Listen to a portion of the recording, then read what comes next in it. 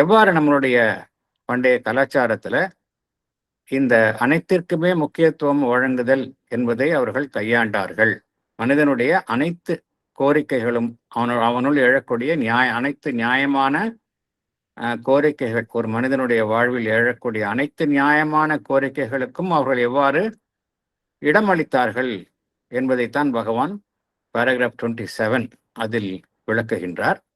அதற்கு உள்ளே செல்லலாம். Chapter 16, The Integral Knowledge and the Aim of Life, 4 Theories of Existence, paragraph 27. That equation can only be found if we recognize the purport of our whole complex human nature in its right place in the cosmic movement. What is needed is to give its full legitimate value to each part of our composite being and many-sided aspiration, and find out the key of their unity as well as their difference. The finding must be by a synthesis or an integration.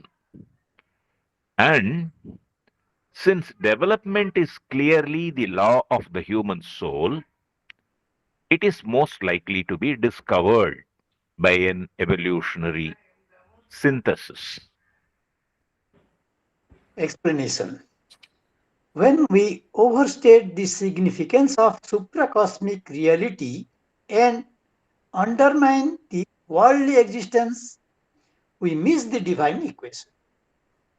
We can find this equation only when we recognize the purpose of our whole complex human nature in its right place in the cosmic movement. We should give its full legitimate value to each part of our composite being and many-sided aspiration. We must find out the key of their unity as well as their difference. The finding of the divine equation must be by a synthesis or an integration. Development is clearly the law of the human soul. Therefore, it is most likely to be discovered by an evolutionary synthesis. So இதில் முக்கியமான catch word என்ன அப்படின்னா synthesis. சிந்தசிஸ்னா எல்லாத்தையும் நம்ம ஒருங்கிணைக்கணும். ஒருங்கிணைக்கணும் அப்படின்னா ஏதோ mix பண்ணுறோம் அப்படின்னு அர்த்தம் கிடையாது. எல்லாத்துலையும் இருக்கக்கூடிய எசன்ஸை வந்து நம்ம உள்ள கொண்டு வரணும். அதுதான் சிந்தசிஸ். மிக்சர் கிடையாது. இது வந்து ஒரு காம்பினேஷன், கம்பைனிங் கிடையாது. சிந்தசிஸ்னு என்ன அர்த்தம்? நிறைய விஷயங்கள் இருக்கு, நிறைய விஷயங்களுடைய எசன்ஸை வந்து ஒன்னாக்குறது. அதுதான் சிந்தசிஸ். ஸோ இந்த சிந்தசிஸ் அப்படிங்கிறது தான் முக்கியம். இப்போ பார்த்தோம், இந்த டிவைன் ஈக்குவேஷன் அப்படிங்கிறத பார்த்தோம். டிவைன் ஈக்குவேஷன் என்ன அர்த்தம்? டிவைன் ஈக்குவேஷன்ல வந்து எதுவுமே வந்து சிம்பிளா புரிஞ்சுக்கலாம் நம்ம. இந்த டிவைன் ஈக்குவேஷன்னா ஈக்குவேஷன் என்ன அர்த்தம்? ஈக்குவேஷன்னாலே நம்ம அடுத்த நிமிஷம் எல்லாருக்கும் தெரியும், அது பேலன்ஸ் பண்ணணும்னு சொல்லுவாங்க இல்லையா? கெமிஸ்ட்ரிலியாக இருக்கட்டும், மேத்தமேட்டிக்ஸ்லையாக இருக்கட்டும், ஈக்குவேஷன்னாலே அது பேலன்ஸ்டாக இருக்கும். ஈக்குவேஷன்னாலே அங்கே ஏதாவது ஒரு மேலே ஒன்று கீழேன்னு நம்மளால சொல்ல முடியுமா? அப்படின்னா அந்த ஈக்குவேஷன் அப்படிங்கிற வார்த்தையை நம்ம யூஸ் பண்ண முடியாது. ஈக்குவேஷன் அப்படின்னால என்ன அர்த்தம்? A is equal to B. இதில் வந்து A is equal to B is equal to B அப்படின்னா ஈக்குவல் டு பி. பியும் ஏயும் மேலேயும் கீழே இருக்காது, ஒரே மாதிரி தான் இருக்கும். அப்படின்னா இந்த டிவைனுடைய கிரியேஷன்ல எல்லாமே டிவைன் ஈக்குவேஷன்ல தான் இருக்கு அப்படிங்கிறார். டிவைனுடைய கிரியேஷன் தான் எல்லாமே, டிவைன் தான் தன்னை வெளிப்படுத்தி கொள்கின்றது. அது எல்லாமே ஈக்குவேஷன்ல தான் இருக்கு. எல்லாமே ஈக்குவேஷன்ல தான் இருக்கிற அப்படின்னு சொல்ற பொழுது நம்ம எப்படி வந்து இந்த சட உலகை சார்ந்த வாழ்வை வந்து தரத்தில் குறைந்ததாகவும் பொய்யான விஷயமாகவும் எங்கோ இருக்கக்கூடிய அந்த எல்லாம் கடந்த நிலையில் இருக்கக்கூடிய அந்த வாழ்வை வந்து மெய்மையான வாழ்வாகும். எவ்வாறு நம்ம வந்து அதை வந்து அன்ஈக்குவல் டேர்ம்ஸில் நம்ம வந்து எண்ண முடியும்? இதைத்தான் குறிப்பிடுகின்றார். எப்பொழுது நம்ம அந்த ஈக்குவேஷன், இந்த சமன் செய்தல், அந்த நிலையை வந்து அந்த சமன் செய்யப்பட்ட நிலை, அதை வந்து எங்க நம்ம வந்து கண்டறிய முடியும் அப்படின்னா, இந்த மனிதனுடைய அந்த இயல்பு, மனிதனுடைய இயல்பு எப்படி இருக்கு அப்படின்னா, அது வந்து ஒரு பல்வேறு அம்சங்களை தன்னுள் கொண்டதாக இருக்கின்றது. அது வந்து ஒரு சிம்பிள்னு சொல்ல முடியாது. ஒரு மனிதன் பல்வேறு மூலக்கூறுகளை கொண்ட கலவையாகத்தான் ஒரு மனிதன் இருக்கின்றான். உடல் என்கின்ற ஒரு அமைப்பு மனிதனிடத்தில் இருக்கின்றது. அதில் எண்ணற்ற இயக்கங்கள் இருக்கின்றன.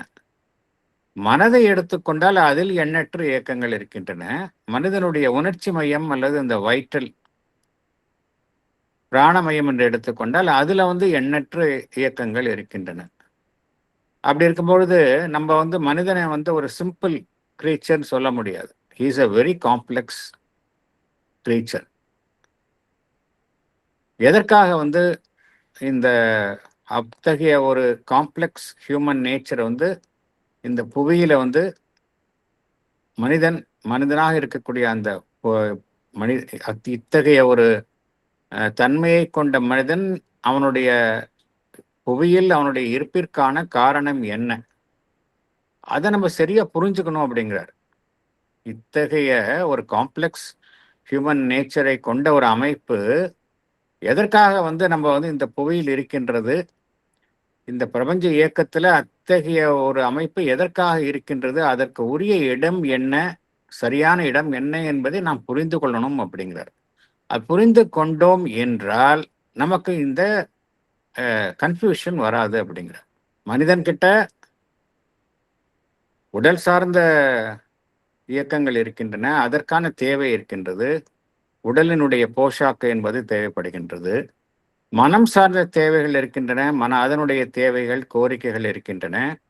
அவனுடைய பிராணமயம் சார்ந்த கோரிக்கைகள் இருக்கின்றன. இதுல நம்ம எதையுமே விளக்க முடியாது அப்படிங்கிறார். எல்லாத்துக்குமே வந்து அதனுடைய நியாயமான முக்கியத்துவத்தை நாம் வழங்க வேண்டும் அப்படிங்கிறார். What is needed is to give its full legitimate value to each part of our composite being அப்படிங்கிறார். அதே போல நம்முடைய ஆஸ்பிரேஷன் எப்படி இருக்கு? பன்முகத்தன்மை கொண்டதாக இருக்கின்றது. பிசிக்கல் சைட்லையும் ஆஸ்பிரேஷன் இருக்கு. நல்ல உடல் ஆரோக்கியம் நமக்கு தேவைப்படுகின்றது. நல்ல உணவை உண்ண வேண்டும் என்று எண்ணுகின்றோம். நல்ல ஆரோக்கியமான சூழ்நிலையில் இருக்க வேண்டும் என்று எண்ணுகின்றோம். பிராணமயத்தினுடைய தேவைகள்னு பார்த்தோம் அப்படின்னா நமக்கென்றே ஆஸ்பிரேஷன், ஆசாபாசங்கள், டிசையர்ஸு, நிறைய விஷயங்களை சாதிக்க வேண்டும் என்கின்ற எண்ணம், இதெல்லாம் இருக்கு. மனதை எடுத்துக்கொண்டால் அதுக்கு நிறைய இன்டெலெக்சுவல் ரிக்குவயர்மெண்ட்ஸ் இருக்கு. அதுக்கு ஒரு ஆஸ்பிரேஷன் இருக்கு, இன்டெலெக்சுவல் லெவல்ல ஆஸ்பிரேஷன் இருக்கு. ஸோ மனிதனை எடுத்துக்கொண்டால் அவன்கிட்ட வந்து மெனி சைடட் ஆஸ்பிரேஷன் இருக்கு. ஏதோ ஒரு சிங்கிள் ஆஸ்பிரேஷன் சொல்ல முடியாது. இதுல என்ன பார்க்கணும் அப்படின்னா, இந்த மெனி சைடட் ஆஸ்பிரேஷன் இருந்தாலும் கூட, பல்வேறு மூலக்கூறுகளை ஒரு மனிதன் தன்னுள் கொண்டிருந்தாலும் கூட, ஏதோ ஒன்று அவை அனைத்தையுமே இணைக்கும், ஒன்றிணைக்கும் ஒரு அமைப்பாக இருக்கின்றது. ஏதோ ஒரு திறவுகோல் அனைத்துமே ஒன்றிணைக்கின்றது. கீ ஆஃப் த யூனிட்டி அப்படிங்கிறார். ஒன்றிணைக்கின்றது, அதே சமயம் அனைத்து விஷயங்களையும் அதற்கு வேறுபடுத்தி காட்டுகின்றது. ஏதோ ஒன்று ஒன்றிணைக்கின்றது, அதே சமயம் வேறுபடுத்தி காட்டுகின்றது. இதை நாம் கண்டறிய வேண்டும் என்று பகவான் குறிப்பிடுகின்றார். இந்த கண்டறிதல் என்பது எப்படி இருக்கணும் அப்படின்னா, அனைத்தையும் ஒருங்கிணைக்கும் ஒரு அமைப்பு, ஒரு செயலாக இருக்கணும் அப்படிங்கிறார். அனைத்தையும் ஒருங்கிணைத்தல், அதுதான் வந்து இந்த சிந்தசிஸ் அப்படிங்கிறது. ஒருங்கிணைத்தல், ஒன்று சேர்த்தல்னு சொல்ல முடியாது. ஒன்று சேர்த்தல் அப்படின்னா எல்லாத்தையும் சேர்க்கக்கூடிய ஒரு கலவை அப்படின்னு சொல்லலாம். அது கிடையாது. பகவான் அதை சொல்லலை. அனைத்தினுள் உள்ள சாரத்தை ஒன்றிணைத்தல், அதுதான் வந்து சிந்தசிஸ் அப்படிங்கிறார். அப்படிதான் செய்யணும் அப்படிங்கிறார். சிந்தசிஸ் ஆர் அன் இன்டகிரேஷன், ரெண்டும் ஒரே மீனிங் தான். பகவான் அதை செய்யணும் அப்படிங்கிறார். அப்பதான் நம்மளால புரிஞ்சுக்க முடியும். நம்மளால வந்து எதையும் வந்து விளக்காமல் பார்க்க முடியும். மனிதன்னு எடுத்துக்கொண்டால் அவனுடைய எல்லா ஆஸ்பெக்ட்ஸ், அவனுடைய ரெக்குவயர்மெண்ட்ஸையும் நம்மால் கணக்கில் எடுத்துக்க முடியும். வெறும் ஆன்மீகத்தை நாட்டம் தான் ஒரு நாட்டம் மனிதன் இருக்கு அப்படின்னா அது ஒன்றுதான் உண்மையான இயக்கம், மற்றதெல்லாம் வந்து பொய்யானவை அப்படின்னு நம்ம டிஸ்மிஸ் பண்ண முடியாது. ஒரு மனிதன்கிட்ட பார்த்தோம் அப்படின்னா ஆன்மீக நாட்டமும் இருக்கும், அவன்கிட்ட எல்லா விதமான நாட்டமும் இருக்கும். இது எல்லாத்தையும் நம்ம வந்து ஒருங்கிணைக்க கற்றுக்கொள்ளணும், அப்படி ஒருங்கிணைக்க தெரிந்திருக்க வேண்டும் அப்படிங்கிறார். மனிதனுடைய ஆன்மன் வந்து எந்த விதியின் அடிப்படையில் செயல்படுகின்றது என்றால், வளர்ச்சி என்கின்ற ஒரு விதியின் அடிப்படையில் தான் மனிதனுடைய ஆன்மன் செயல்படுகின்றது. ஏன்னா மனிதனுடைய ஆன்மன் பார்த்தோம். ஏன் அப்படி பகவான் கூறுகின்றார் என்றால், ஹியூமன் சோல் வந்து it is an evolving entity. அது வந்து பரிணாமத்திற்கு உட்பட்டு செயல்படுவதுதான் மனிதனுடைய ஆன்மன். அதைதான் பகவான் சைத்திய புருஷன் என்று குறிப்பிடுகின்றார். ஒவ்வொரு பிறவியிலும் அது தன்னை ஈடுபடுத்தி கொண்டு அதில் அடையக்கூடிய அனுபவங்களை உள்வாங்கிக் கொண்டு அது வளர்ச்சி அடைந்து கொண்டே போகின்றது. இந்த வளர்ச்சி அடைந்து கொண்டே போகக்கூடிய ஆன்மனுக்கு பார்த்தோம் அப்படின்னா அனைத்து அனுபவங்களும் அதற்கு தேவையானதாக இருக்கின்றன. அனைத்து அனுபவங்கள்னா உடல் சார்ந்த அனுபவங்கள், மனம் சார்ந்த அனுபவங்கள், பிராணமயம் சார்ந்த அனுபவங்கள், ஆன்மீக அனுபவங்கள் எல்லாமே அதுக்கு தேவையாக இருக்கின்றன. அனைத்தினுள்ளும் உள்ள சாரத்தை அது உள்வாங்கிக் கொண்டு மேலும் மேலும் அது வளர்கின்றது. இதை கவனத்தில் எடுத்துக்கொள்ளும் பொழுது நம்மால வந்து எதையுமே நம்ம வந்து விளக்க முடியாது. அதைத்தான் பகவான் எவல்யூஷனரி சிந்தசிஸ் அப்படிங்கிறார். இந்த ஒருங்கிணைத்தல் அப்படிங்கிறது எப்படி எதன் அடிப்படையில் அமைக்கப்படணும் அப்படின்னா, பரிணாம வளர்ச்சியினுடைய அந்த செயல்பாட்டிற்கு இணக்கமாக நம்ம அதை செய்யணும் அப்படிங்கிறார். எவல்யூஷனரி சிந்தசிஸ் பரிணாமத்தில் அப்படித்தானே இருக்கு, அதனால நம்ம எதையும் விளக்க முடியாது அப்படிங்கிறார். இது எப்படி நம்மளுடைய இந்த ஏன்ஷியன்ட் இந்தியன் கல்ச்சர்ல வந்து இதை வந்து உறுதி செய்தார்கள், அதுதான் வந்து நம்ம அடுத்தது பார்க்க போறோம். நமக்கு தெரிஞ்ச விஷயம் தான் பார்க்க போறது, நமக்கு தெரிந்தது தான். இருந்தாலும் பகவானுடைய கண்ணோட்டத்தில் பார்க்கணும். இது வந்து எப்பொழுதுமே ஞாபகம் வச்சுக்கணும். இதெல்லாம் இது தெரிஞ்சது தானே அப்படின்னு நம்ம நினைப்போம். ஆனால் பகவானுடைய கண்ணோட்டம் வேற. இங்க அதை அவர் பார்க்குற விதமே வேறமாக இருக்கின்றது. அது என்னன்னு நமக்கு தெரியும். உங்களுக்கு எல்லாம் தெரிஞ்ச விஷயம் தான், பார்க்கலாம் என்னங்கிறது. A synthesis of this kind was attempted in the ancient Indian culture. It accepted 4 legitimate motives of human living: man's vital interests and needs, his desires, his ethical and religious aspiration, his ultimate spiritual aim and destiny. In other words, the claims of his vital, physical, and emotional being, the claims of his ethical and religious being, governed by a knowledge of the law of God and nature and man, and the claims of his spiritual longing for the beyond, for which he seeks satisfaction by an ultimate release from an ignorant, mundane existence.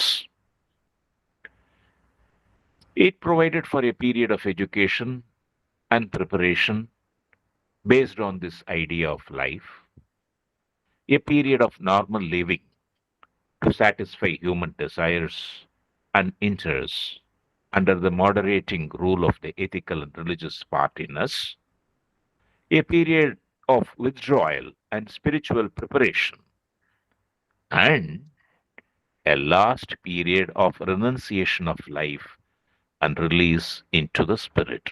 Explanation. A synthesis of this kind was attempted in the ancient Indian culture. It accepted 4 legitimate motives of human living. It took into account man's vital interests and needs, that is, artha, his desires, kama, his ethical and religious aspiration, dharma, his ultimate spiritual aim and destiny, moksha. In other words, it took into account the claims of his vital, physical, and emotional being, his ethical and religious being, governed by a knowledge of the law of God and nature and man, his spiritual longing for a beyond for which he seeks satisfaction by an ultimate release from worldly life. The 4 stages of life are brahmacharya, which provided for a period of education and preparation based on this idea of life.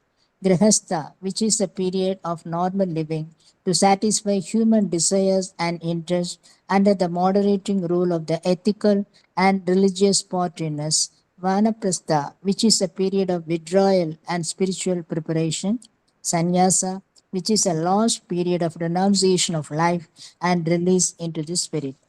நம்ம synthesis அப்படிங்கிறத பார்த்தோம். சிந்தசிஸ்னா என்ன? Synthesis, மனிதன் வந்து ஒரு complex being அப்படிங்கிறத பார்த்தோம். அவன்கிட்ட வைட்டல் நீட்ஸ் இருக்கு, பாடிலி நீட்ஸ் இருக்கு, மென்டல் நீட்ஸ் இருக்கு, ஸ்பிரிச்சுவல் நீட்ஸ் இருக்கு. இதெல்லாம் தன்னுள்ளே கொண்டவன் தான் மனிதன் என்கின்ற ஒரு சிக்கலான அம்சத்தை உடைய ஒரு அமைப்பு, காம்ப்ளெக்ஸ் ஹியூமன் நேச்சர். இந்த காம்ப்ளெக்ஸ் ஹியூமன் நேச்சர் எல்லாமே வந்து பார்த்தோம் அப்படின்னா ஒவ்வொன்று அவனுக்குள்ள இருக்கக்கூடிய ஒவ்வொன்றிற்கும் நம்ம அதற்கான உரிய இடத்தை, மதிப்பை நாம் அளிக்க வேண்டும் என்று நம்ம பார்த்தோம். அது எப்படி இருக்கணுங்கிறத பார்த்தோம். எவல்யூஷனரி சிந்தசிஸ், ஏன்னா ஆண்மன் வந்து பரிணாமத்தில் ஈடுபட்டு இருப்பதனால ஆண்மனுடைய பரிணாமம் எதில், ஆண்மனினுடைய செயல்பாடுல எது முக்கியத்துவம் வாய்ந்தது என்றால் வளர்ச்சி. ஆண்மனினுடைய அந்த செயல்பாட்டுல வளர்ச்சி என்பதுதான் வந்து முக்கியமான ஒரு அமைப்பு விதியாக செயல்படுகின்றது. அது வளர்ந்து கொண்டே செல்கின்றது. இதுதான் வந்து பகவானினுடைய கருத்து வந்து மற்ற கருத்துலேருந்து மாறுபட்டது. மற்றவர்கள் யாரும் வந்து ஹியூமன் சோலினுடைய இவால்விங் அப்படிங்கிறத யாருமே சொல்லலை. ஜீவாத்மன் என்று கூறுகின்றார்கள். ஜீவாத்மன் வந்து இம்மியூட்டபிள், அது எந்த விதமான மாற்றமும் அடையாதது, அப்படிதான் அவங்க சொல்றாங்க. ஆனால் பகவான் என்ன சொல்றார்? ஜீவாத்மன் இருக்கின்றது, அது no doubt it is immutable. இருந்தாலும் அது தன்னுடைய பிரதிநிதியாக ஒரு இவால்விங் சோலை மனிதனுடைய வாழ்விற்குள் அனுப்பி அது பெருவிதோறும் அது வளர்ந்து கொண்டே செல்கின்றது. சைக்கிக் பீயிங், அதுதான் சைக்கிக் பீயிங் என்பதுதான் பகவானினுடைய. ஆகையினால இந்த ஆண்மனினுடைய பரிணாம வளர்ச்சி என்பது பகவான் கூறக்கூடிய ஒரு முக்கியமான கருத்து. மற்ற கருத்துக்கள் இருக்காது இது. அதனால அதை புரிஞ்சுக்கணும். ஸோ அந்த பின்னணியில தான் நீங்க பார்க்கணும் அப்படிங்கிறாரு. அப்படி பார்க்கும் பொழுது எல்லாத்துக்கும் முக்கியத்துவம் தரணும் அப்படிங்கிறார். மனிதனுடைய அனைத்து அம்சங்களினுடைய வளர்ச்சிக்கு முக்கியத்துவம் தரணும் அப்படிங்கிறார். இது நம்மளுடைய ஏன்ஷியன்ட் இந்தியன் கல்ச்சர்னு சொல்றார். நம்மளுடைய பண்டைய காலத்து இந்திய கலாச்சாரத்துல இத்தகைய ஒரு ஒருங்கிணைப்பு முயற்சி செய்யப்பட்டது அப்படிங்கிறார். வாஸ் அட்டெம்ப்டட் அப்படிங்கிறார். பகவான் கையாளக்கூடிய வார்த்தையை வந்து நம்ம கவனமா பார்க்கணும். அட்டெம்ப்டட் அப்படிங்கிறார். அட்டெம்ப்ட் பண்ணாங்க, ரைட்டு. ஆனால் இறுதியில் அது வந்து சக்ஸஸ் ஆச்சா இல்லையானா சக்ஸஸ் ஆகலை. ஏன் சக்ஸஸ் ஆகலை அப்படிங்கிறதுக்கு காரணம் கோருகின்றார். ஆனால் அவங்க அதுக்காக முயற்சி வந்து சரியான ஒரு கண்ணோட்டத்தில் தான் அவங்க செஞ்சாங்க. மனிதனுடைய நியாயமான அந்த motives, 4 legitimate motives of human being. இந்த மனிதனுக்கு பார்த்தோம் அப்படின்னா அடிப்படையில அவனுக்கு பிராணமயத்தினுடைய அதை ஒட்டி எழும் அவனுடைய ஆர்வம், அதனுடைய தேவைகள், இதை அர்த்தா என்று கூறுகின்றோம். இதை பகவான் என்ன எவ்வாறு கூறுகின்றார்? மனிதனுடைய வைட்டல் இன்ட்ரெஸ்ட் அண்ட் நீட்ஸ். இது ஒரு பக்கம் இருக்கு. அடுத்தது அவனுடைய டிசையர்ஸ்.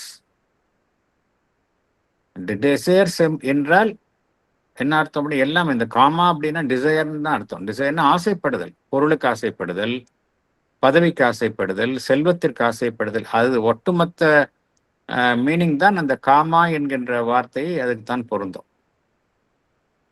டிசையர்ஸ்னா அவனுடைய எல்லா விதமான ஆசைகளும் தான் அதில் அடங்கும். அப்புறம் அவன்கிட்ட வந்து ஒரு ஒரு தார்மீக நெறி சார்ந்த மதம் சார்ந்த ஒரு ஆஸ்பிரேஷன் இருக்கு. ஒவ்வொரு மனிதன்கிட்டையும் இது இருக்கு. இதுதான் தர்மா. அடுத்தது இறுதியாக அவனுடைய ஆன்மீக இலக்கு எதுவாக இருக்கின்றது என்றால் அந்த மோட்சத்தை அடைய வேண்டும், அவனுடைய இறுதி இலக்கை அடைய வேண்டும் என்பதுதான் அவனுடைய இறுதி நோக்கமாக இருக்கின்றது. அல்டிமேட் ஸ்பிரிச்சுவல் எய்மா இருக்கு. ஸோ இந்த 4 விஷயங்களையும் ஒரு மனிதன் தன் உள்ளே அடக்கியிருக்கின்றான். இந்த கோரிக்கைகளுக்கெல்லாம் அங்கு முக்கியத்துவம் அளிக்கப்படும். நம்மளுடைய பண்டைய இந்திய கலாச்சாரத்தில் முக்கியத்துவம் அளிக்கப்பட்டது என்று பகவான் குறிப்பிடுகின்றார். அவனுடைய முதல்ல வைட்டல், அதுதான் டிசையர்ஸ். அடுத்தது பிசிக்கல் அண்ட் இமோஷனல் பீயிங். அடுத்தது எத்திக்கல் அண்ட் ரிலீஜியஸ் பீயிங். அதுதான் வந்து அவனுடைய அந்த தார்மீக நெறிகள்.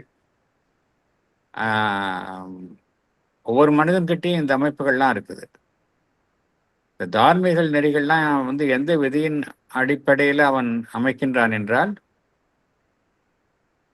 அந்த இறைவன் சார்ந்த இயற்கை சார்ந்த அந்த விதிகள், law of God and nature and man, அந்த விதியின்படிதான் இந்த தார்மீக நெறிகளை மனிதன் தனக்குள்ளே அமைக்கின்றான். அப்புறம் அவன்கிட்ட ஒரு ஸ்பிரிச்சுவல் லாங்கிங் இருக்கு. ஒவ்வொரு மனிதன்கிட்டையும் இந்த ஆன்மீக நாட்டம் என்பது இருக்கின்றது. ஆன்மீக நாட்டம் எதை நோக்கி இருக்கின்றது என்றால், இது வந்து பகவான் கூறுவது ட்ரெடிஷனலா சொல்றார். இப்போ இன்டெகிரல் யோகால இந்த நோக்கமா அப்படிங்கிறது நம்ம அதை கொஞ்சம் சரி செய்து கொள்ளணும். இன்டெகிரல் யோகால வந்து எது நோக்கம் அப்படின்னா, மனிதன் வந்து தன்னுடைய முழு இயல்பை தெய்வீக இயல்பாக மாற்றுவது, அதுதான் இங்க நோக்கம். இங்க மோட்சத்தை அடைவது என்பது இங்க பூரண யோகத்துல நோக்கம் கிடையாது. ஆனால் பகவான் இந்த ஏன்ஷியன்ட் இந்தியன் கல்ச்சர்ல எதை வந்து நோக்கமாக வைத்திருந்தார்கள் என்பதைத்தான் பகவான் குறிப்பிடுகின்றார். அது வந்து அதை வந்து அல்டிமேட்டா வந்து அந்த உலக வாழ்விலிருந்து விடுதலை பெறுதல் என்பதுதான் ஒரு இறுதி இலக்காக மனிதன் கருதுகின்றான்.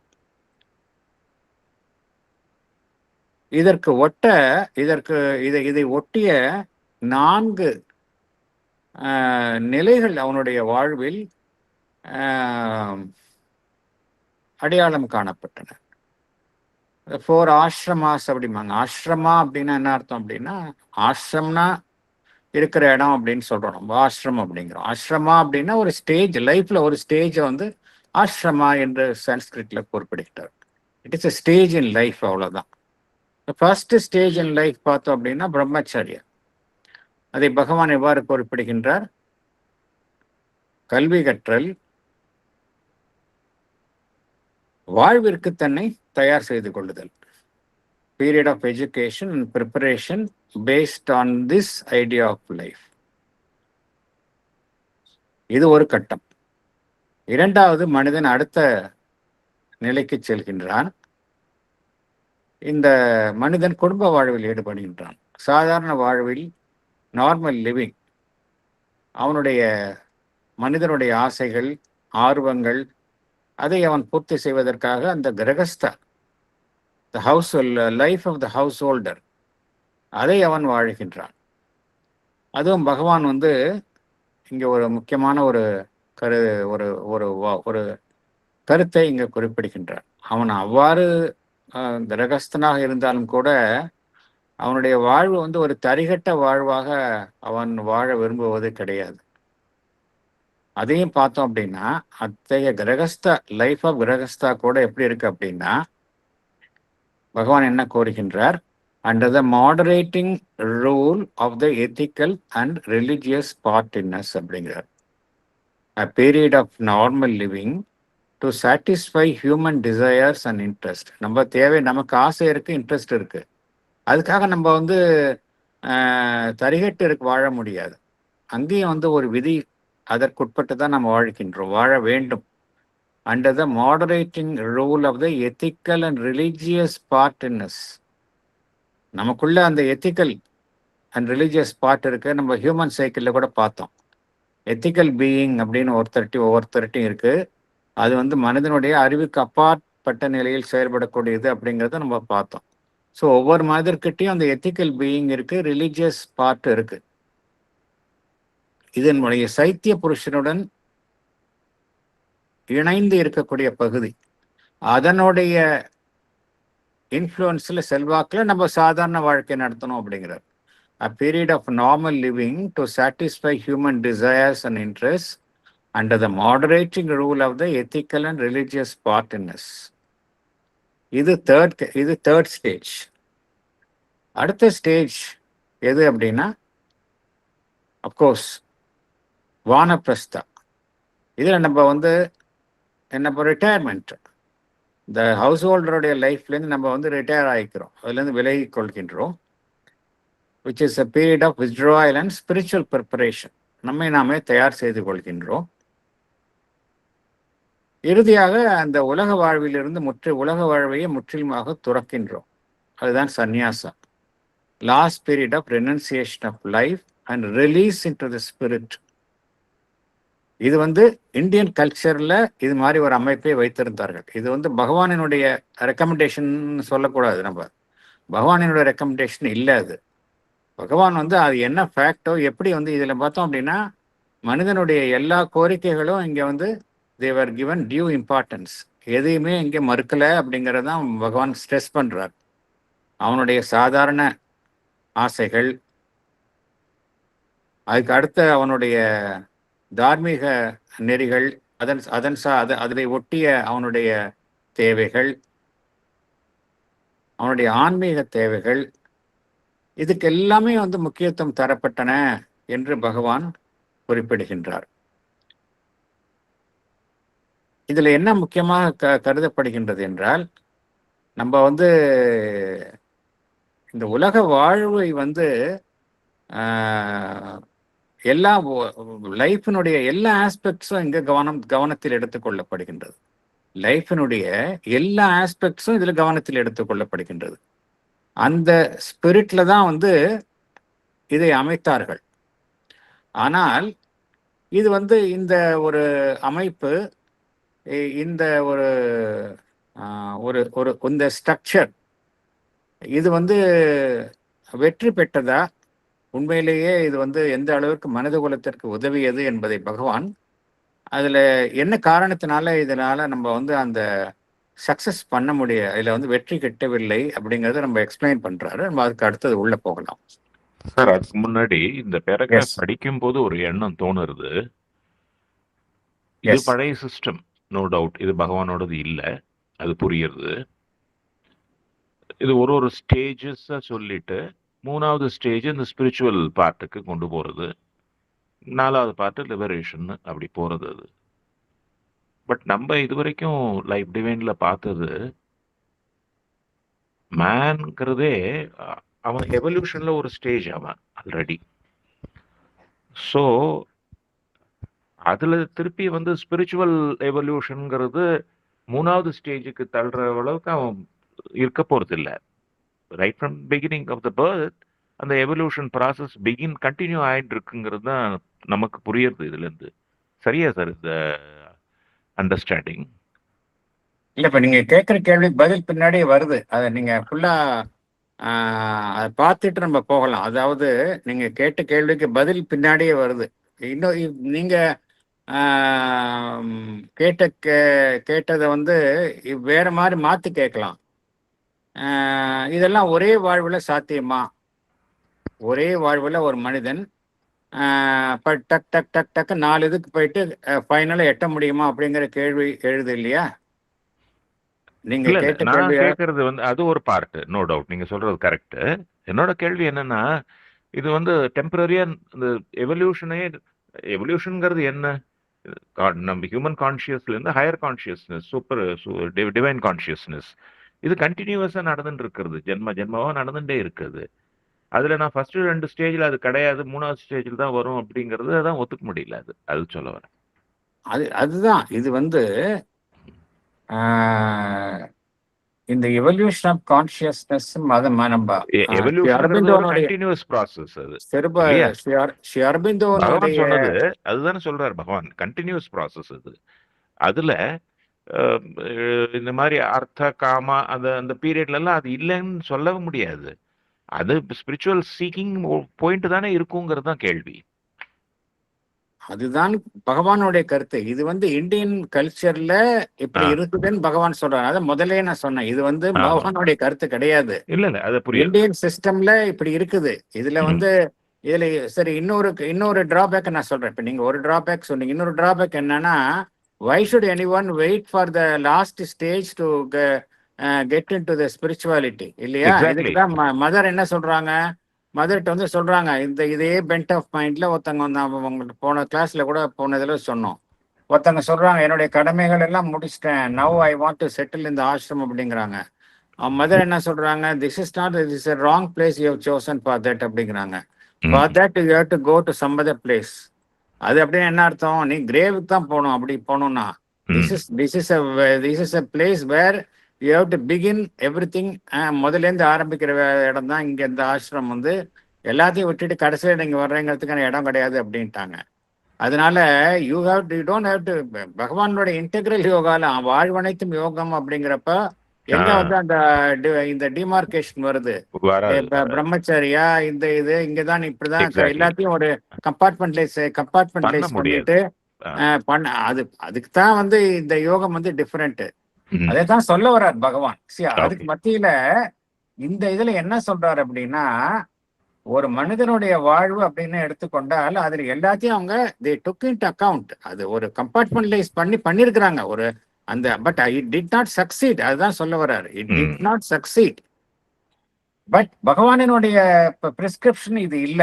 That's what I'm telling. அது கிடையாது. இது வந்து அதுதான் இது வந்து நம்ம இந்த 4 ஆஷ்ரமாஸ் வந்து they have demarcated human beings life, taking into account all his requirements.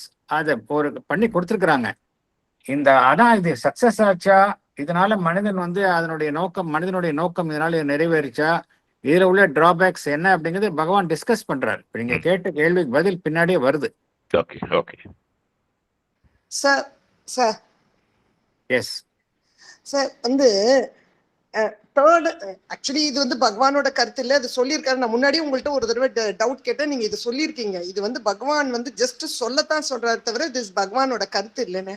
ஆனா ஒண்ணு எனக்கு ஒரு டவுட் சார். இப்ப நம்ம மீன்ஸ் நான் என்ன எக்ஸாம்பிளா எடுத்து சொல்றேன்னு, நான் வந்து எனக்கு வந்து தெரியல. நான் இப்ப 2002 தான் சார் நான் அன்னையோட பத்தியே தெரிஞ்சுட்டு நான் இதுல வந்திருக்கேன். ஆனா பட் இது நான் கடைசியில தானே சார் வந்ததா எனக்கு தோன்றது. கடைசியில வந்தவங்கன்றதா உங்களுடைய புற வாழ்வு புற கண்கள் தான் தோணுது. பட் உங்களுடைய ஆன்மன் வந்து இதை நோக்கி தான் எப்பொழுதுமே இருந்திருக்கு. ஆன்மன் வந்து உங்களுடைய ரியல் நீங்கிறது யாரு, உங்களுடைய ஆன்மன் தானே நீங்க. உங்களுடைய மனம் உடல் நீங்க புறவாழ்வை வைத்துக் கொண்டு நீங்க சொல்றீங்க. புறவாழ்வுல வந்து எனக்கு இதுல இன்ட்ரெஸ்ட் வந்ததுன்னு நானும் சொல்லிக்கிறது நம்மளுடைய ஈகோவை சார்ந்த. ஈகோனா தப்பா நினைக்க கூடாது. நான் என்கின்ற அந்த அமைப்பு, நான் என்கின்ற என்னுடைய மனம் உடல் வாழ்வை வச்சுக்கிட்டு அதுக்கெல்லாம் நாட்டம், இந்த மதர் அண்ட் ஷியோர் இந்த விட்டு நாட்டம் வந்தது அப்படின்னு நீங்க சொல்றீங்க. பட் உங்களுடைய ஆன்மன் வந்து it has already chosen this path right from your birth. நீங்க பிறக்கும் பொழுதே அது சூஸ் பண்ணிடுச்சு. இங்க போகணும்னு அது சூஸ் பண்ணிடுச்சு. உங்களுக்கு தெரியாது. நான் ஃபர்கெட் அபவுட் இந்த பர்த்ல, ப்ரீவியஸ் பர்த்லயே உங்களுக்கு இந்த வேலை ஆரம்பிச்சிடுச்சு. அதுக்கு முதல் பர்த்லயே ஆரம்பிச்சிடுச்சு. This is not something which has happened in this birth இல்லையா? நம்ம தெரியாம சொல்றோம். அதுவும் நம்ம அது நாள் வரைக்கும் அறியாமையில இருக்கிறோம். இப்ப அறியாம நம்ம புறக்கண்கள் வந்து அதை பத்தி ஒரு அவேர்னஸ் இல்லாம இருந்திருக்கு. இப்ப அவேர்னஸ் ஆயிருக்கும். அவ்வளவுதான் விஷயம். சூரியன் மறைஞ்சிருக்கு அப்படிங்கறதுனால சூரியன் இல்லைங்க ஆயிடாது இல்லையா? மறைஞ்சிருக்கிறது வெளிப்படுது, அவ்வளவுதான் விஷயம். அதனால நம்ம இதெல்லாம் நமக்குள்ளேயே இருந்திருக்கு. இப்ப வெளிப்படுது விஷயம்.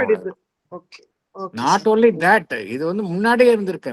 ஒரு பிறவிதோட இது வந்து சக்சஸிவ் பர்த்ஸ்ல வர்றதுதான் இந்த இதுல வருது. அதுதான் பகவானுடைய கருத்தும் கூட. அதுதான் கருத்து. Okay sir. Okay, thank you. Thank you sir. We were all chosen. We were all chosen by the mother. Evidently, if applied as a universal role, this prescribed norm, this delineation of the curve of our journey would miss the fact that it is impossible for all to trace out the whole circle of development in a single short lifetime. But it was modified by the theory of a complete evolution pursued through a long succession of rebirths before one could be fit for a spiritual liberation. This synthesis, with its spiritual insight, largeness of view, symmetry, completeness, did much to raise the tone of human life. But eventually it collapsed.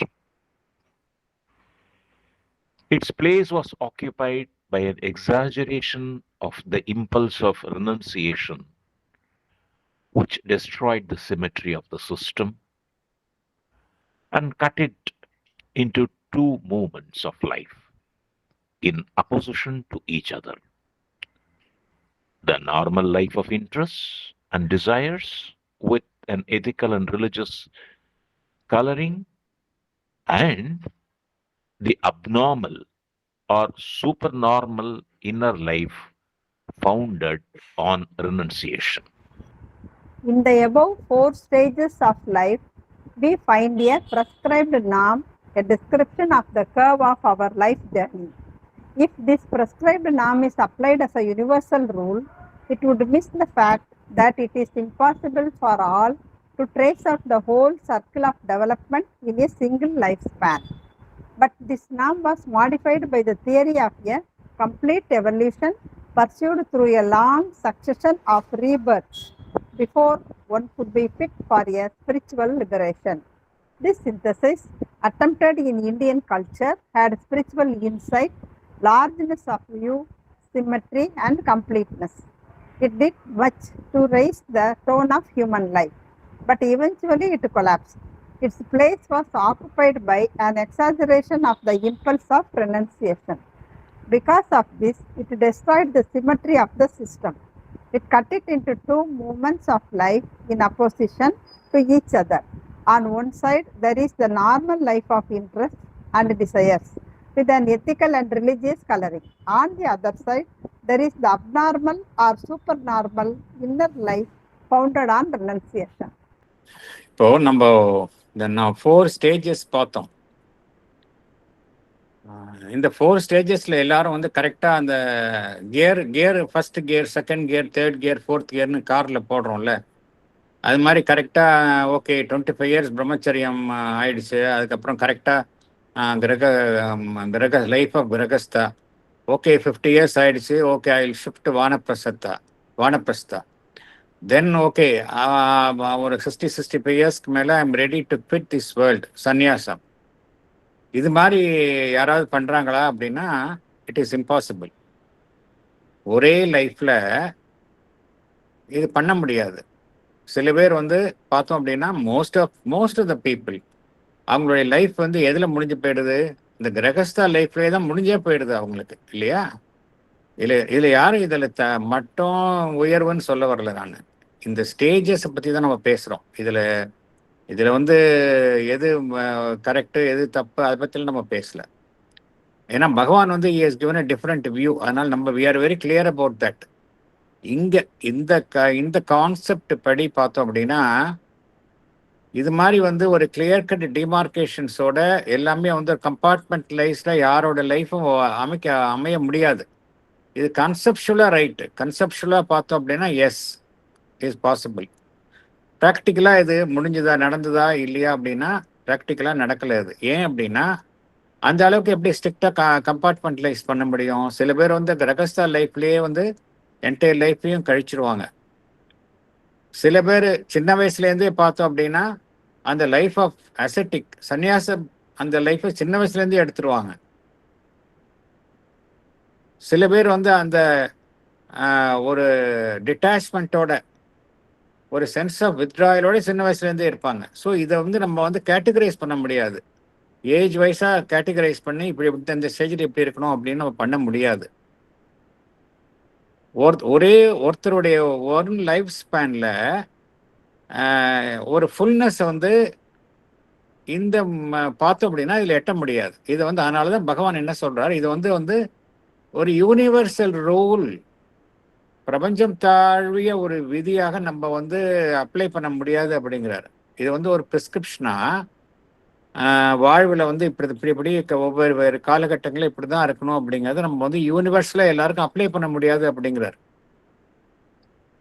அப்படி apply பண்ணணும் அப்படின்னா ஒரே life டைமில் எல்லாத்தையும் நம்மளால் cover பண்ண முடியாது. அப்படிப்பட்ட ஒரு மிஷின் கிடையாது. மனிதன் வந்து இந்த ஸ்டேஜில் நீ இந்த இதுக்கு போ அப்படின்னு நம்ம எந்த மனிதனையும் சொல்ல முடியாது. ஏன்னா நம்ம ஏற்கனவே பார்த்தோம், மனிதன் வந்து it's a very whole complex human being தான் மனிதன் அப்படிங்கிறத பார்த்தோம். இது வந்து ஒரு கன்செப்சுவலி ரைட். கன்செப்சுவலாக இதில் என்ன பார்க்கணும், மனிதனுடைய எல்லா இதுக்கும் அங்கே வந்து they have given the due respect. இதில் எதையும் ரிஜெக்ட் பண்ணலை. அந்த அளவுக்கு தான் இது கரெக்ட். இதில் என்ன புரிஞ்சுக்கணும் அப்படின்னா, கன்செப்சுவலி, அதாவது கருத்து ரீதியாக மனிதனுடைய எல்லா தேவைகளையும் இதில் கணக்கில் எடுத்துக்கொண்டார்கள். அதுதான் அதுதான் இங்கே எசன்ஸ். ஆனால் இது ப்ராக்டிக்கலாக நடைமுறையில் இது ஆனதா இல்லையா அப்படிங்கிறது இல்லை. அதுதான் பகவான் சொல்கிறார். இதில் வந்து அதனால தான் வந்து நம்மளுடைய இந்தியன் தாட்டில் வந்து எப்பொழுதுமே வி பிலீவ் இன் ரீபர்த். இப்போ கிறிஸ்டியன் ரிலிஜனில் they don't believe in rebirth, they believe only in single birth. But we believe in rebirth. அந்த ரீபர்த்தில் வந்து நேச்சுரலாக நம்ம பார்த்தோம் அப்படின்னா, ஸோ சக்ஸஸ்னாக இந்த பிரிவில் நம்ம பண்ண முடியாது, அடுத்த பிரிவில் பண்ணலாம் அப்படிங்கிற ஒரு ஸ்கோப் இங்கே இருக்கு இங்கே இல்லையா? அதனால இந்த ஏலியர் இந்த இருக்கக்கூடிய அந்த rigidity it was modified by அதோட இணைந்த இன்னொரு கோட்பாடு, இந்த தியரி ஆஃப் ரீபர்த். அதில் it was taken care of. இந்த குறைபாடு அந்த தியரியில் it was taken care of இல்லையா? இது வந்து எகைன் அங்கே வந்து இந்த எவல்யூஷன் ஆஃப் கான்ஷியஸ்னஸ் பற்றி பேசுனாங்களாங்கிறது வேற விஷயம். ஆனால் அந்த ரீபர்த் பற்றி பேசுறது, ரீபர்த் பற்றி ட்ரெடிஷ்னலாகவும் அதை it has been spoken of. மனிதனுக்கு வந்து வெவ்வேறு பிரிவுகளை எடுத்துக்கொண்டே வருகின்றான். அதனால வந்து அவன் வந்து எப்போ தயாராகின்றானோ அப்போ வந்து எந்த பிறவியில் அவன் தயாராக இருக்கின்றானோ அந்த பிறவியில் அவனுக்கு முக்தி கிடைக்கும் அப்படிங்கிறாங்க. அதில் ஸ்பிரிச்சுவல் லிபரேஷன் கிடைக்கும். அது வரைக்கும் அவன் பிறவி எடுத்துக்கொண்டே இருக்கணும் அப்படிங்கிற ஒரு கருத்தை அவர்கள் கூறுகின்றார்கள். இதில் பார்த்தோம் அப்படின்னா இந்த ஒரு சிந்தசிஸ் அனைத்தையும் உள்ளடக்கிய இந்த கோட்பாட்டில் வந்து என்ன இருக்கு அப்படின்னா, ஒரு ஆன்மீக ஒரு பார்வை, ஆன்மீக ஒரு ஆன்மீக பார்வை இருக்கின்றது. Spiritual inside. இன்சைட்னா என்ன அர்த்தம் அப்படின்னா, இன்சைட்னா ஒரு சாதாரண பார்வை கிடையாது. அந்த சாதாரண பார்வை ஒரு ஆழ்ந்த நோக்கம். அதுதான் வந்து இன்சைட் அப்படிங்கிறது. இன்சைட்னா என்ன அர்த்தம்? ஒரு ஆழ்ந்த நோக்கம். ஸ்பிரிச்சுவல் இன்சைட் இதில் இருக்கு. அப்புறம் லார்ஜ்னஸ் ஆஃப் வியூ. இதில் வந்து எதையுமே அவங்க மிஸ் பண்ணுறதில்லை. அனைத்தையும் தழுவிய ஒரு பார்வையை இது கொண்டுள்ளது. அப்புறம் இதில் வந்து எதற்கும் வந்து அதிக முக்கியத்துவமோ அல்லது அதிக முக்கியத்துவம் இன்மையோ வழங்கப்படலை. எல்லாத்துக்கும் சமமான ஒரு முக்கியத்துவம் வழங்கப்படுகின்றது. அதுதான் சிம்மெட்ரி. அப்புறம் ஒரு கம்ப்ளீட்னஸ் இருக்குது இதில் வந்து இப்போதைய வாழ்வில் வந்து ஐடியலாக பார்த்தோம் அப்படின்னா ஒரு கம்ப்ளீட் லைஃப் அப்படிங்கிற மாதிரி இருக்கு. இது வந்து மனித வாழ்வையினுடைய அந்த ஒரு தரத்தை இது வந்து உயர்த்தியது அப்படிங்கிறார். It did much to raise the tone of human life என்று பகவான் குறிப்பிடுகின்றார். ஆனால் பகவான் இதை குவாலிஃபை பண்றார். பட் இவென்ச்சுவலி இட் கொலாப்ஸ்ட் அப்படிங்கிறார். இது கொலாப்ஸ் ஆயிடுச்சு அப்படிங்கிறார். ஏன் கொலாப்ஸ் ஆச்சு அப்படின்னா, இறுதியில மனிதன் எதை நாட வேண்டும் என்று கூறப்பட்டதோ அதற்கு அதிக முக்கியத்துவம் தரப்பட்டது. its place was occupied by an exaggeration of the impulse of renunciation. இதுக்கு வந்து காரணம் படி என்னன்னா, கடந்த 2000 ஆண்டுகளாக வந்த அந்த ஆன்மீக நிகழ்வுகள் தான் காரணம். இதுக்கு மெயினாக பார்த்தோம் அப்படின்னா, கடந்த 2000 ஆண்டுகளாக வந்த ஆன்மீக நிகழ்வுகள், புத்த மதம், ஜைன மதம் எல்லாம் பார்த்தோம் அப்படின்னா, அவர்கள் துறவரம் அப்படிங்கிறதே புத்திசம், ஜைனிசம் தான். ஏன்ஷியன்ட் இந்தியத்தில் துறவரம் வந்து எல்லாரும் தப்பாக நினச்சிட்டு இருக்கிறாங்க. துறவரம் அப்படிங்கிறது ஏன்ஷியன்ட் நம்மளுடைய வேதாந்திக் வியூவில் துறவரம் அப்படிக்கு அவங்க வந்து ஸ்ட்ரெஸ் பண்ணலை. ஆனால் இந்த புத்திசம் அண்ட் ஜைனிசம் வந்த பிறகுதான் துறவரம் வந்து வலியுறுத்தப்பட்டது. அதுக்கப்புறம் இந்த கோட்பாடுகள் எல்லாமே வந்து இந்த வாழ்வை மறுக்கும், உலக வாழ்வை மறுக்கும் கோட்பாடுகளாகத்தான் அமைந்தது. அதனால அங்க எதுக்கு அழுத்தம் தரப்பட்டது அப்படின்னா, ரினன்சியேஷன், உலக வாழ்வை துரத்தல், அதற்குத்தான் முக்கியத்துவம் தரப்பட்டது. அதனால என்னாச்சு அப்படின்னா, இந்த 4 ஸ்டேஜஸ்ல இந்த லாஸ்ட் ஸ்டேஜுக்கு வந்து ஒரு அதிக முக்கியத்துவம் தரப்பட்டது. Exaggeration of the impulse of renunciation. சரி, இதை 4 ஸ்டேஜில் வந்து லாஸ்ட் ஸ்டேஜுக்கு அதிக முக்கியத்துவம் தந்தா என்ன ஆகிடும்? நம்ம ஏற்கனவே பார்த்த அந்த டிவைன் ஈக்குவேஷன் இங்கே ஸ்பாயில் ஆகிடும் இல்லையா? டிவைன் ஈக்குவேஷனில் எல்லாமே சமன்னு பார்த்தோம். இங்கே ரெனன்சியேஷன் மாத்திரம் முக்கியத்துவம் கொடுத்தா நேச்சுரலாக என்ன ஆகிடும்? Which destroy the symmetry of the system. அப்படிங்கிற சிமெட்ரின்னு என்ன அர்த்தம்? எல்லாமே டிமென்ஷன்ஸ் பார்த்தோம் அப்படின்னா எல்லாமே சமமாக இருக்கிறது, அதான் சிமெட்ரிக்கல் அப்படிம்பாங்க. ஒரு பக்கம் கூடுதலாகவும் ஒரு பக்கம் குறைவாகவும் வந்து அது ஏசிமெட்ரிக்கல் அப்படிங்க. இந்த சிமெட்ரி ஆஃப் த சிஸ்டம் வந்து துறவுக்கு வந்து அதிக முக்கியத்துவம் கொடுத்ததுனால அந்த சிமெட்ரி அது வந்து அழிந்து விட்டது அப்படிங்கிறார். which destroyed the symmetry of the system and cut it into 2 moments of life in opposition to each other. வாழ்வை வந்து அது இரண்டு துண்டாக்கியது. ஒன்றை ஒன்று எதிர்க்கும் 2 துண்டுகளாக அது வாழ்வை இரண்டாக பிரித்தது. ஒரு பார்ட் எப்படின்னா, normal life of interest and desires, சாதாரண வாழ்வு, normal life of interest and desires. Of course அதில் வந்து சில தார்மீக நெறிகள், மதம் சார்ந்த அந்த அதனுடைய ஒரு சாயல் எல்லாமே இருக்கும். இருந்தாலும் அது சாதாரண life of interest and desires. இது ஒரு பக்கம். இன்னொரு பக்கம் இந்த abnormal or super normal inner life, நம்ம பார்த்தோம்ல எக்ஸப்ஷனல் மேன் அப்படிங்கிறது பார்த்தோம் இல்லையா? அத்தகைய ஒரு வாழ்வு, the abnormal and super normal inner life founded on renunciation, துறவரத்தை அடிப்படையாக கொண்ட இந்த வாழ்வு, இது ரெண்டும் ஒன்றை ஒன்று எதிர்க்கும் வண்ணம் அமைந்தது. ஆனால் பகவானினுடைய இந்த இன்டெக்ரல் யோகால, பூரண யோகால இது கிடையாது. பூரண யோகால வந்து வாழ்வு அனைத்தும் யோகம், இது ஒன்றை ஒன்று எதிர்ப்பதே கிடையாது. எல்லாத்துலேயுமே நம்ம வந்து அந்த ஹையஸ்ட் கான்சியஸ்னஸோட பண்ணணுங்கிறது தான் இங்கே இது. இங்கே வந்து அந்த எல்லாமே வாழ்வில் சிமெட்ரி இங்கே வந்து வி ஆர் என்ஷூரிங் சிமெட்ரி. ஆனால் இந்த சிஸ்டம் வந்து கன்செப்ஷனலி ரைட். இவென்ச்சுவலாக என்ன ஆயிடுச்சு அப்படின்னா, எகைன் மனிதன் தானே இதெல்லாம் ஃபாலோ பண்ணுறாங்க.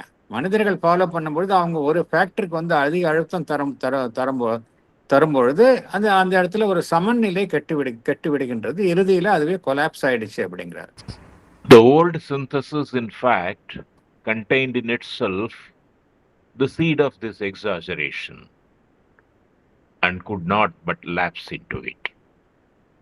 For if we regard the escape from life as our desirable end, if we omit to hold up any high offer of life fulfillment, if life has not a divine significance in it, the impatience of the human intellect and will must end by driving at a shortcut and getting rid as much as possible of any more tedious and dilatory processes. If it cannot do that, or if it is incapable of following the shortcut, it is left with the ego and its satisfactions, but with nothing greater to be achieved here. Life is split into the spiritual and the mundane, and there can only be an abrupt transition, not a harmony or reconciliation of these parts of our nature. Explanation. In fact, the old synthesis contained in itself the seed of this exaggeration and could not but lapse into it. There is a view that the escape from life must be our desirable end. There is nothing high to offer in life for its fulfillment. Life has not a divine significance in it. If we hold such a view, the impatience of the human intellect and will must end by driving at a shortcut. It would get rid as much as possible of any more tedious and dilatory causing delay processes. If it is not able to find a shortcut, it is left with the ego and its satisfactions. There would be nothing greater to be achieved in life. Life is split into the spiritual and the worldly. There can only be an abrupt transition. There cannot be a harmony or reconciliation of these parts of our nature. என்ன புரிஞ்சுக்கணும் அப்படின்னா, இந்த பழைய சிந்தசிஸ்ல பகவான் சொல்ற முதல் first போர்ஷன்ல பகவான் அதனுடைய ஆஸ்பெக்ட்ஸை வந்து ஹைலைட் பண்ணியிருந்தார். அதில் எல்லாத்துக்கும் முக்கியத்துவம் கொடுத்துருந்தாங்க. எல்லாமே everything was well taken care of அப்படிங்கிறத பகவான் வந்து இம்பார்ஷியலாக அதை வந்து சொல்லியிருந்தார். கடைசியில தான் நமக்கு தெரியுது அதில் என்ன ஏன் அது வந்து அப்புறம் என்ன பார்த்தோம், இந்த சிஸ்டம் வந்து ஃபெயில் ஆயிடுச்சுங்கிறத பார்த்தோம். இட் கொலாப்ஸ்ட் அப்படிங்கிறத பார்த்தோம். எதனால கொலாப்ஸ் ஆச்சு, அதுதான் கேள்வி. எதனால கொலாப்ஸ் ஆச்சு, எதனால இட் லாஸ்ட் அதனுடைய சிம்மெட்ரி டெஸ்ட்ராய் ஆச்சுன்னு பார்த்தோம் இல்லையா. எதனால அப்படி அதனுடைய சிம்மெட்ரி, அதனுடைய சமநிலை கெட்டுவிட்டது அப்படிங்கிறத பார்த்தோம். நேச்சுரலி இந்த மாயாவாதி கோட்பாடுகள் தான் வந்து மெயின் காரணம். கடைசியா இது பண்ணதுக்கு மாயாவாதிக் அப்ரோச் தான் வந்து அதனுடைய இன்ஃப்ளூயன்ஸ் வந்து ரொம்ப வெகுவாக பாதித்ததுனால அதுதான் மெயின் காரணம். இந்த ஓல்டு சிந்தசிஸ்லேயே என்ன இருக்கு அப்படின்னா, இந்த துறவரத்தை வாழ்வை புறக்கணித்தல் என்பதை மிகைப்படுத்துதல், வாழ்வை புறக்கணித்தல் என்பதை என்கின்ற ஒரு இயக்கத்திற்கு, ஒரு செயல்பாட்டிற்கு அதிக முக்கியத்துவத்தை வழங்குதல், இதற்கு அதிக மிகைப்படுத்தி அதிக அழுத்தம் தரல், இதெல்லாம் வந்து இதனுடைய விதை போன்ற ஒரு எண்ணம் வந்து ப்ரீவியஸ் இந்த ஓல்டு சிந்தசிஸ்லேயே இதனுடைய விதை அங்கு இருக்கின்றது, இது விதைக்கப்பட்டு இருக்கின்றது என்று குறிப்பிடுகின்றார். அதை புரிஞ்சுக்கலாம் எப்படி பகவான் என்ன சொல்றாருங்கிறத. ஏன்னா இந்த லாஸ்ட் போர்ஷன் தான் ரொம்ப இம்பார்ட்டன்ட். எதனால வந்து இதுல வந்து இந்த இது விதைக்கப்பட்ட இந்த சீட் ஆஃப் திஸ் எக்ஸாஜரேஷன், இந்த மிகைப்படுத்துதலினுடைய அந்த விதை போன்ற அந்த ஒரு அமைப்பு அதிலேயே விதைக்கப்பட்டிருக்கின்றது என்று குறிப்பிடுகின்றார். இந்த old synthesis in fact contained in itself the seed of this exaggeration அப்படிங்கிறார். and could not but lapse into it அப்படிங்கிறார். நீங்க இது எப்படின்னா, உள்ளுக்குள்ளேயே ஒரு ஃபயரை வச்சுக்கிறோம், ஒரு நாளைக்கு அந்த ஃபயர் நம்மளை அழிச்சிரும் இல்லையா. அதே போலதான் மடியில நெருப்பு கட்டிக்கிற மாதிரி அது வந்து ஒரு நாளைக்கு அதே மாதிரி ஒரு உள்ளுக்குள்ள எந்த ஒரு எண்ணம் இருக்கு, துறவரம் தான் வந்து ஒரு உத்தமமானது, உலகத்தை துறந்து செல்லுதல் தான் உத்தமமானது என்கின்ற ஒரு கருத்து அப்படியே உள்ளுக்குள்ள அது விதைக்கப்பட்டிருக்கு. இறுதியில அதுல அப்படியே எல்லாமே அதுல லேப்ஸ் ஆயிடுது அப்படிங்கிற. அதுதான் வந்து விரும்பத்தக்க முடிவு. ஒரு மனிதனுடைய வாழ்வுல வந்து எது விரும்பத்தக்க முடிவு அப்படின்னா, அவனுடைய இப்போ ஏற்கனவே பார்த்ததுலேயே பார்த்தோம் அப்படின்னா அவனுடைய பிரம்மச்சரிய ஸ்டேஜ் ஆஃப் பிரம்மச்சரியமோ இல்லை கிரகஸ்த லைஃபோ வானப்பிரசமோ அங்கே முக்கியத்துவம் கிடையாது. அது எது முக்கியத்துவம் வாய்ந்தது இந்த இதில் பார்த்தோம் அப்படின்னா எப்படி மனிதன் இதை நினைப்பான் அப்படிங்கிறத பார்க்குறோம். மனிதன் எப்படி நினைக்கிறாங்கிறத நம்ம பார்க்குறோம். அவன் என்ன நினைக்கிறான், இது எல்லாத்தையும் விட 3 நிலைகளை விட லாஸ்ட் ஸ்டேஜ் தான் வந்து ரொம்ப அட்ராக்டிவாக இருக்கு, ஏன்னா அதுதான் உத்தமமான நிலை அப்படின்னு அவன் நினைக்க ஆரம்பிச்சிடுறான். If regard the escape from life as ஒரு டிசைரபிள் எண்ட். வாழ்வில் பார்த்தோம் அப்படின்னா எதுவுமே உயர்வான விஷயங்கள் இல்லை. நம்மளுடைய வாழ்வு நமக்கு முழு நிறைவை தருவதற்கான எவ்வித உயர் விஷயங்களும் இந்த வாழ்வில் இல்லை அப்படின்னு நினைக்கலாம். If we omit to hold up any high offer of life fulfillment. அல்லது இந்த வாழ்விற்கு வந்து ஒரு தெய்வாம்சம் கிடையாது, எந்த விதமான ஒரு தெய்வீக முக்கியத்துவமும் இந்த வாழ்விற்கு கிடையாது அப்படின்னு நினைக்கலாம். If life has not a divine significance in it. இப்படிலாம் நினைக்க ஆரம்பிச்சோம் அப்படின்னா இப்படிதான் நினைப்போம். பொதுவாக மனிதன் இப்படிதான் சிந்திக்கிறான். மனிதன் என்ன நினைப்பான், உடனே அவனுக்கு வந்து பொறுமையை இழந்து விடுகின்றான். நான் எதுக்கு பிரம்மச்சரியத்தை அந்த ஸ்டேஜை கிராஸ் பண்ணணும், கிரகஸ்த பீரியடை கிராஸ் பண்ணணும், நான் வந்து ஸ்ட்ரைட்டவே ஐ கேன் ஜம்ப் டு அந்த ரெனன்சியேஷனை வந்து ஸ்ட்ரைட்டவே நான் போகலாமா, நான் எதுக்காக அவ்வளோ தூரம் வெயிட் பண்ணணும் அப்படிங்கிறது நினைக்கிறான். He wants to take a shortcut. The impatience of the human intellect and will must end by driving at a shortcut அப்படிங்கிறார் பகவான். And getting rid as much as possible of any more tedious and dilatory processes. எதெல்லாம் என்னுடைய இறுதி இலக்கு, ஏன்னா என்னுடைய இறுதி இலக்கு வந்து வாழ்வது கிடையாது. வாழ்ந்து கொண்டு அதில் முழு நிறைவை எட்டுவது என்னுடைய நோக்கம் கிடையாது. ஏன்னா வாழ்வில் வந்து எந்த விதமான தெய்வீகத்தன்மையும் கிடையாது. எந்த விதமான எனக்கு முழு நிறைவை தரக்கூடிய எந்த விதமான உயர்வான விஷயங்களும் இந்த வாழ்வில் கிடையாது. ஸோ என்னுடைய இலக்கு என்ன அப்படின்னா இந்த லாஸ்ட் ஸ்டேஜை போகணும். அது போகிறதுக்கு என்னென்ன ஷார்ட்கட் உண்டோ, எவ்வளவு விரைவாக செல்ல முடியுமோ அதை நான் நாடுவேன். அதுதான் ஒரு மனிதனுடைய ஒரு எண்ணமாக இருக்கும் அப்படிங்கிறார். அது எப்படி மனிதனுடைய அறிவினுடைய ஒரு பொறுமையற்ற தன்மை அப்படிங்கிறாரு. தி impatience of human intellect and will. அது என்ன செய்யும் மனிதனை, இது மாதிரி ஒரு ஷார்ட்கட் லைஃப்பை வந்து பைபாஸ் பண்ண சொல்லிடும் அப்படிங்கிறார். சரி, அது மாதிரி பண்ண முடியல அப்படின்னா என்ன ஆயிடும், சரி இந்த வாழ்வை வாழ்ந்துட்டு போறோம், சாதாரண வாழ்வை வாழ்வோம், எந்த விதமான ஒன்றும் இந்த சைடு இப்படி போகணும், இல்லை இப்படியே சாதாரண வாழ்வை வாழ்வோம், எந்த விதமான ஒரு உயர்வான ஒரு நோக்கமும் இல்லாமல் சாதாரண விஷயங்களே திருப்தி அடைந்து வாழ்வை சாதாரணமாக கழித்திடுவோம் அப்படிங்கிற நிலையில தள்ளப்படுவான். 2 தான் சூஸ் பண்ணுவான் மனிதன் இல்லையா. If it cannot do that, or if it is incapable of following the shortcut, it is left with the ego and its satisfaction. அவனுக்கு அப்ப ஈகோ தான் பெருசாயிடும், அதை நம்ம திருப்திப்படுத்தலாமே அப்படின்னு நினைக்க தோணும். But with nothing greater to be achieved here. அது மாதிரி ஒருத்தர் வாழ ஆரம்பிச்சானா அவனுடைய வாழ்வில் எந்த விதமான உயர்வான விஷயங்களையும் எட்ட முடியாது. ஸோ அதுக்கு வந்து தள்ளப்படுவான் மனிதன். இதுல மனிதனுடைய வாழ்வு எப்படின்னா 2ஆக பிரிக்கப்படுகின்றது, பிளவுபடுத்தப்படுகின்றது. ஒன்று ஆன்மீக வாழ்வு, இன்னொரு சாதாரண உலக வாழ்வு.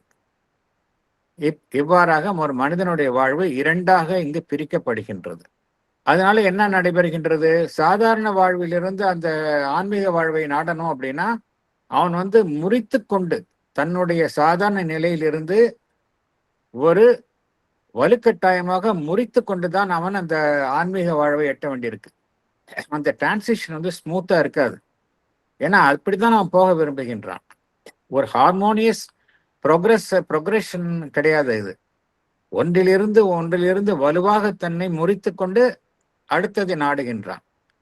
அப்ரப்ட் டிரான்சிஷன் அப்படிங்கிறார். Not a harmony or reconciliation of these parts of our nature என்று பகவான் குறிப்பிடுகின்றார். இதுல என்ன புரிஞ்சுக்கணும் அப்படின்னா, நம்ம வந்து இங்க இன்டெகிரல் யோகால எப்படி இதெல்லாம் பார்க்கறோம் அப்படிங்கிறத நம்ம புரிஞ்சுக்கணும். இன்டெகிரல், ஏன்னா இது பார்த்த உடனே நம்ம வந்து இதுலதான் நமக்கு எல்லாருக்குமே வந்து இதெல்லாம் நம்ம திருப்பி பிறந்ததுலேருந்து கேட்டிருக்கோம். ஸோ இதனுடைய இன்ஃப்ளூயன்ஸ் தான் நமக்கு ஜாஸ்தி இருக்கும். இன்டெகிரல் யோகா அப்படிங்கிறது நம்ம இப்பதான் கேட்குறோம். அது சரியா புரிஞ்சுக்கலைன்னா நம்மளால அதையும் நம்ம கன்ஃபியூஸ் பண்ணிப்போம். இன்டெகிரல் யோகா ரொம்ப தெளிவா இருக்கு. அதுல என்ன சொல்றாங்க அப்படின்னா, இங்க லைஃப்பை வந்து கம்பார்ட்மெண்ட்லைஸ் பண்றது கிடையாது. ஏன்னா ஆல் லைஃப் இஸ் யோகா. அதனால பிறக்கும் பொழுதிலே நம்ம வந்து அந்த ஸ்பிரிச்சுவல் நாட்டம் அப்படிங்கிறது பிறக்கும் பொழுதே நம்மிடம் வந்து ஆரம்பித்து விடுகின்றது. எவ்வளவு விரைவாக நாம் வந்து இதை நாடுகின்றோமோ அந்த அளவு கான்சியஸா ஆயிடுறோமோ அந்த அளவிற்கு நல்லது என்றுதான் பகவானும் அன்னையும் கூறுகின்றார்கள்.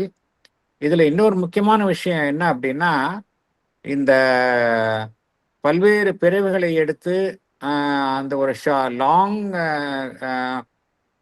அந்த லாங் ஜேர்னி அப்படிங்கிறது கூட இங்க கிடையாது. இங்க ஏன்னா இந்த moment we come to the Mother, அந்த சன்லைட் பாத் அப்படிங்கிற ஒரு ஒளி பொருந்திய பாதை நமக்கு எல்லோருக்குமே அமைக்கப்படுகின்றது. அதனால பல பிறவிகள் அடையக்கூடிய முன்னேற்றத்தை நம்மால ஒரே பிறவியில் அடைய முடியும். நம்மளுடைய வாழ்வில் முன்னேற்றம் அடையாதது போ நமக்கு முன்னேறுகின்றோமா இல்லையா அப்படிங்கிறது நமக்கு தெரியாது. ஏன்னா எல்லாமே it's taken care of with mother. முன்னேறுகின்றோமா இல்லையா அதை பற்றிலாம் நம்ம கவலைப்பட வேண்டிய அவசியம் கிடையாது. Because the mother is taking care of us. The moment we completely surrender to the mother is taking care of everything. அதனால இங்க வந்து பல்வேறு பிறவிகளை எல்லாம் கடந்து அப்பதான் நம்ம அடைய முடியும் அப்படின்னு அவசியம் கிடையாது. பல்வேறு பிறவிகளை அடையக்கூடிய விஷயங்கள்ல எல்லாமே கம்ப்ரெஸ் பண்ணி வெகு சீக்கிரமாக அமைத்து கொடுக்கப்பதான் இந்த சன்லைட் ஒளி பொருந்திய பாதை அப்படிங்கிறது. அதுதான் இங்க ஒரு ஸ்பெஷல் விசேஷம். அப்புறம் இதை நம்ம பண்ணல, the divine mother is doing on behalf of us. So இது எல்லாமே இதுல பார்க்கக்கூடிய எல்லா டிராபேக்ஸும் இன்டெகிரல் யோகால பார்த்த உடனே பூர்ண யோகத்துல எல்லாமே வந்து அங்க there all well taken care of. அதை நம்ம புரிஞ்சுக்கணும். அந்த கண்ணோட்டத்தில் தான் நம்ம பார்க்கணும் இந்த இந்த இந்த இந்த தியரியை. அப்புறம் பகவான் வந்து பின்னாடி சொல்றார் அவருடைய அந்த 4th தியரிங்கிறதுல 4 தியரிஸ்ல அதில் நம்ம தெளிவாக பகவான் அதை விளக்குகின்றார். எப்படி நம்ம வந்து இந்த பூரண யோகத்துல everything is taken care of அப்படிங்கிறத விளக்குகின்றார். ரொம்ப பியூட்டிஃபுல் போர்ஷன் சார். இன்னைக்கு அந்த லாஸ்ட் பேராகிராஃப் நம்ம பார்த்தது அண்ட் நிறைய விஷயங்களை நமக்கு தெளிவுபடுத்துறது. இந்த ட்ரெடிஷ்னல் பாத்துலேயே எல்லாருமே ஊறி எத்தனையோ வருஷமா இருக்கும்போது இட் கிவ்ஸ் எக்ஸலண்ட் இன்சைட், ஒரு கிளாரிட்டி கிடைக்கிறது. நிச்சயமாக. அண்ட் தட் லீட்ஸ் அஸ் ஒரு கான்ஃபிடென்ட் பொசிஷனுக்கு நம்மள புஷ் பண்றது. நிச்சயமாக we are on the right track, fortunate we are அப்படிங்கிற ஒரு ஃபீல் அது கொடுக்கறது அந்த ஒரு விஷயத்தை. அது அண்ட் வெரி ரைட்லி நம்ம the book itself is life divine. Where is the question of compartmentalizing it? Yes. The life. Yes. Life. அவ்வளோ ஆணித்தரமா புக்கோட டைட்டிலே கொடுத்துட்டாரு பகவான், லைஃப் டிவைன் அப்படின்னு. ஸோ இந்த பேராகிராஃப் ரொம்ப it's a beautiful paragraph. And நிறைய அது ஒரு வார்த்தையுமே நம்ம வந்து திரும்ப திரும்ப சிந்திக்க வேண்டிய ஒரு விஷயம் அது. ஏன்னா அது உள்ள போகணும் இல்லை, நம்ம வந்து மைண்ட் லெவல்ல அக்செப்ட் ஆயிடுறது இப்போ இந்த இடத்துல. பட் அது it has to go deeper into the cells. அதுக்கு வந்து நம்ம இந்த நிதித்தியாசனம்ங்கிற விஷயத்தை நம்ம பண்ணணும் இந்த பர்டிகுலர் பேராகிராஃபை அப்படின்னு நான் நினைக்கிறேன். நிச்சயமாக. we are all very fortunate. மலம் ஆழமா உள்ள லைஃப் டிவைன்ல போறதுக்கு we are all very மதரோட கிரேஸ், டிவைன் கிரேஸ் நமக்கு இந்த ஆப்பர்ச்சுனிட்டி கிடைச்சிருக்கு, அவ்வளவுதான். சார் மதர் வந்து இந்த பிரேயர்ஸ் அண்ட் மெடிடேஷன்ஸ்ல இந்த டிசம்பர் 10th 1914ல நீங்க சொன்ன ஒரு கருத்தை ரொம்ப அற்புதமா சொல்றாங்க. அதை மட்டும் படிங்க sir please. Thank you sir. Is it not a great folly to become identified with one form of thought, one mental construction, however vast and powerful it may be, to the point of making it the living center of one's being, one's experience and activity? Truth is eternally beyond all that we can think or say of it அப்படின்றாங்க. S, நீங்க சொன்னது அப்படியே correct. அதான் அதனால நம்ம வந்து ஆதிசங்கராச்சாரியார், அப்புறம் ராமானுஜர், அப்புறம் மத்வாச்சாரியார் அப்படின்னு சொல்லிட்டு நூற்றாண்டுகள் பல நூற்றாண்டு காலமா அப்படியே வேரோடி போயிருக்கிறதுனால அதுல இருந்து வெளியில வர்றது, அந்த டாக்மாஸ்ல இருந்து வர்றது ரொம்ப கஷ்டமா இருக்கு. இல்ல ஆனா அதுதான் ஸ்ரீ அரவிந்தோட்ட வந்துட்டோம் அப்படின்னா நம்ம இது எல்லாத்தையும் ரெக்கன்சைல் பண்ணிக்கலாம். இப்ப பகவானே பார்த்தோம் அப்படின்னா நீங்க சொன்ன அந்த 3 கோட்பாடுகளும் பகவான் ரெக்கன்சைல் பண்ணிட்டாரு. 3ஐயும் சொல்லி அந்த மூணுமே வந்து 3 பாய்ஸஸ் ஆஃப் த சூப்பர் மைண்ட் தான் அது. அதையும் தாண்டி போறது. சூப்பர் மைண்டினுடைய ஃபர்ஸ்ட் ஸ்டேஜ் வந்து தான் காம்ப்ரிஹென்சிவ். அதுதான் வந்து சங்கர் ஆதிசங்கரனுடைய அந்த ஃபர்ஸ்ட் வியூ அத்வைத்தம். செகண்ட் ஸ்டேஜ் தான் வந்து விசிஷ்டாத்வைத்தம் இல்லையா? உள்ள அப்ரிஹெண்டிங்கா இருக்கு, ஆனா வெளியே வரல.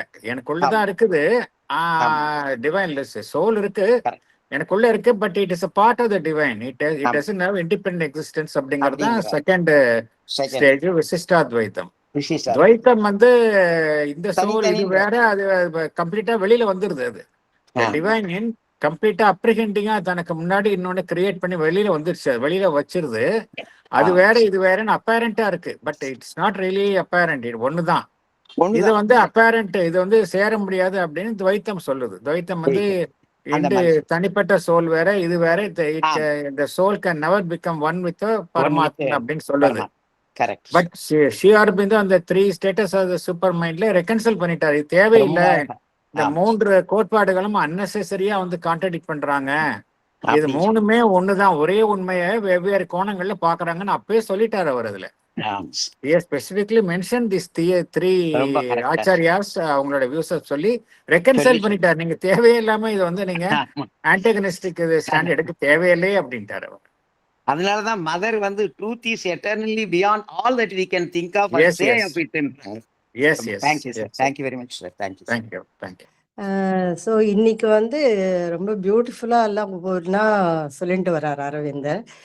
நீங்க ஐ திங்க் ஐ ரிமெம்பர் நீங்க இந்த லைஃப் டிவைன்லயே ஒரு சாப்டர்ல, எனக்கு அந்த மாதிரி சாப்டர்ல ஸ்பெசிஃபிக்கா தெரியல, பட் அந்த ஐடியா மாத்திரம் ஞாபகம் இருக்கு.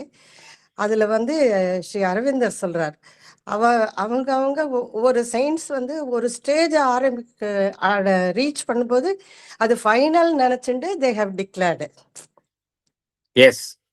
அப்ப ஒவ்வொரு ஸ்டெப்பா வரும்போது அன்னையும் அரவிந்தரும் பெரிய ஸ்டெப் எடுத்து they have found the correct அப்படின்னு I have understood whether it is correct. அதாவது ஒவ்வொரு ஸ்டேஜ் எட்டோம்னா அடுத்த ஸ்டேஜ் இருக்கு, அதுதான் உண்மை. ஒவ்வொரு ஸ்டேஜ்ல அவங்கவுங்க கண்ட இதை அப்படியே சொல்றாங்க. There are higher levels also. ஒவ்வொரு ஸ்டேஜ்ல ஒவ்வொரு உண்மை வெளிப்படுகின்றது. அவங்கவுங்க நிலையில இருக்கிற ட்ரூத்தை சொல்றாங்க, அவ்வளவுதான். உண்மைதான் அது, அவங்கவுங்க நிலையில இருக்கிற ட்ரூத்துங்கிறது உண்மை, அது பொய் கிடையாது. பட் அதையும் தாண்டி போனா வேற ஒரு உண்மையும் அதை ஒட்டி வரும், அதுதான் சொல்றார் பகவான். எதுவுமே பொய் கிடையாது, அந்த நிலையில பார்க்கும் பொழுது அப்படிதான் அவங்களுக்கு தோணும் அப்படிங்கிறாரு.